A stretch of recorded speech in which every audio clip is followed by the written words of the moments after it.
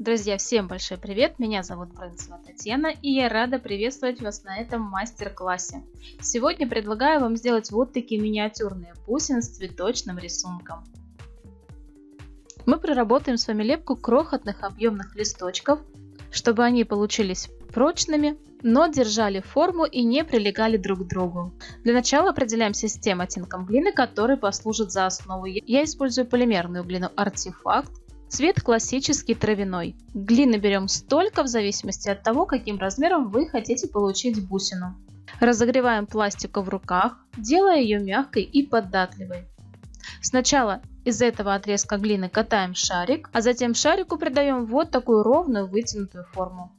Если вы будете делать просто бусины для украшений, то для отверстия подойдет обычная спица или зубочистка. Если же вы хотите получить дредо-бусины, я советую использовать какой-то похожий инструмент с расширяющейся насадкой. Если нет профессиональных таких инструментов, воспользуйтесь шпажкой. Можно взять апельсиновую палочку для маникюра или использовать толстую спицу для вязания. Не спеша по центру начинаю проделывать отверстия. Следим за тем, чтобы спица ровно входила в бусину и ее стороны были на одинаковом расстоянии от центра. Когда вы прокручиваете бусинку чуть дальше середины, вынимаем спицу, переворачиваем ее со второй стороны, находим центр и проделаем уже сквозное отверстие. Вот таким способом, независимо от размера, отверстие на бусинах получается ровным.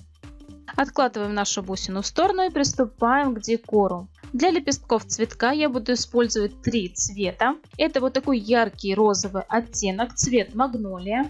Для начала разогреваем глину и затем прокатываем ее по поверхности стола, вытягивая в тонкую ниточку. Диаметр моей нити 2 мм. Также использую яркий оттенок желтого цвета, классический желтый, и цвет марципан.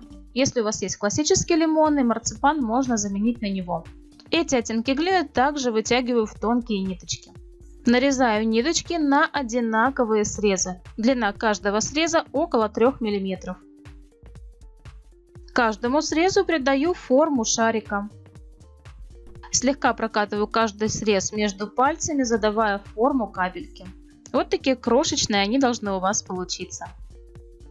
Капельки размещаю на небольшом листе бумаги, накрываю вторым листом и, используя лезвие, прижимаю глину к поверхности стола, делая вот такую тонкую лепешку. Она и послужит нам в качестве лепестка цветка.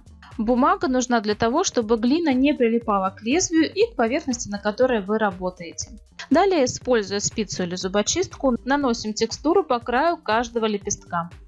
Я подцепливаю глину с двух краев. Делайте точно так же, как показано в видео.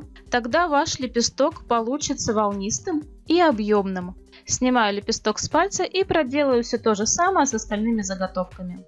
Нашей композиции на бусине мы можем добавить, например, маленькую стрекозу. Для этого использую классический синий и голубой оттенок глины. Раскатываю глину в тонкую ниточку, срезаю длинный хвостик, он послужит туловищем, и делаю небольшой отрезок где-то в половину хвостика, который нам послужит в качестве головы стрекозы. С голубым оттенком делаю то же самое, раскатываю в тонкую нить и срезаю 2 небольших отрезка, которые будут имитировать крылья. Маленький отрезок катаю в шарик, 2 голубым срезам придаю форму рисинки. С помощью кленово-зеленого оттенка или любой глины зеленого цвета, но которая на несколько тонов светлее основы для бусины, будем делать маленькие листочки. Так же, как в варианте с цветком, раскатываем глину в тонкую полосу и нарезаем ее на крохотные одинаковые срезы.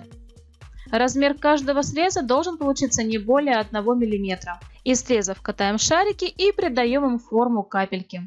Приступаем к декору нашей бусины. Я насаживаю ее на спицу и сначала начинаю создавать сам цветок. 2 лепестка располагаю друг напротив друга. Хорошенечко их приклеиваю приблизительно до середины к основе. Верхнюю часть, там где она у нас волнистая, я ее не трогаю. Эта часть лепестков должна держать форму. Далее приклею 2 лепестка, тоже друг напротив друга, но уже с боковых сторон.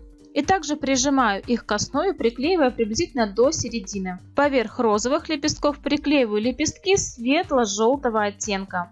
Делаю все то же самое, соблюдая последовательность и принцип соединение лепестков с основой.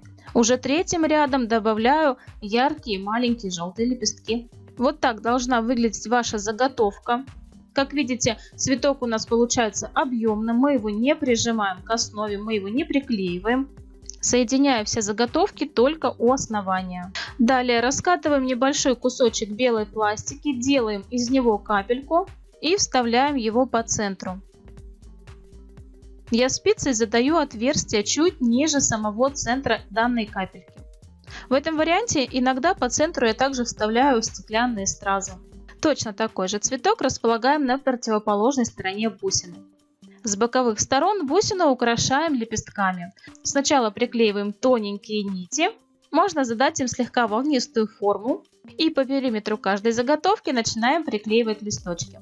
Не спешите. Сначала лучше выбрать место расположения листочков, посмотреть, как они смотрятся гармонично или нет друг с другом, вместе с цветами. Если нет, глину можно снять, немножечко переместить. И уже после этого мы их вклеиваем в основу, добавляя центральную бороздку к каждому листочку. Приклеиваю стрекозу. Сначала я размещаю головку, затем добавляю туловище, немножечко его изгибаю. Заготовка не должна у вас выглядеть плоской, поэтому советую приклеить ее немного под углом. С верхней стороны добавляем крылья. Так как у нас остается много пустого пространства между листвой и цветами, их можно заполнить такими импровизированными букетиками в виде маленьких цветов. Я для этого использую голубую и синюю пластику. Раскатываю глину, приклеиваю ее к поверхности стола и спицей отрываю по небольшому кусочку пластики и размещаю ее на основе бусины. И как видите, получаются вот такие взъерошенные маленькие букетики. Из белой полимерной глины катаю крохотные шарики и размещаю их между листами. Если вам тяжело сделать такие маленькие шарики, используйте для этих целей белую акриловую краску, просто нанесите точечный рисунок. Оранжевой пастелью тонирую лепестки цветка. Зеленой пастелью можно затонировать основу листочков. Когда вы добавляете тени своим работам, они смотрятся интересней и гармоничней. Отправляем бусину на обжиг, ждем ее полного остывания и по желанию можно лепестки пройтись матовым лаком. Вот и все, вот такая красота в итоге у нас с вами должна получиться. Всем спасибо за просмотр, я надеюсь, что это видео было для вас полезным и вдохновит на создание своих интересных украшений. Всех обнимаю, делитесь своими результатами, мне будет очень приятно. Ну а если у вас останутся какие-то вопросы, обязательно мне их задавайте.